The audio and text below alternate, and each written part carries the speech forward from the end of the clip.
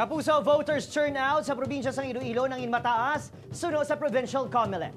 99% working a vote counting machine sa probinsya kausa sang madasig nga pagpagwa sang resulta sang eleksyon. Samtang Kapin sa masobra 3,000 ka VCMs sa Iloilo ang nagpalya sa tion sang eleksyon. Ini gintutukan ni Daryl Marie Sarmiento. Sa 1.2 million registered voters sa probinsya sang Iloilo, 82% ang nagboto sang nakaligid ng eleksyon. Sunod sa provincial COMELEC, mas mataas ini kung ikumpara sa voters turnout sang tinalikdan nga pagpiniliay.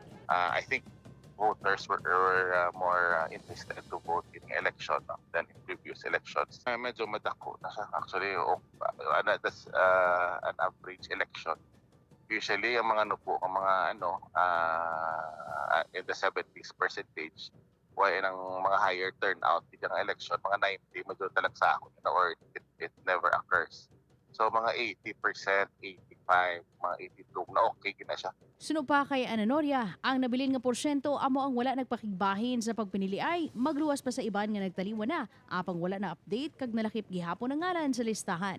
Dugang pa sini, sa masobra 3,000 ka mga VCM nga gingamit sa probinsya, kalabanan sa mga ini ang wala naka-eksperyensya sang aberya, kag kung may araman, gilayon man kuno nga nasolusyonan.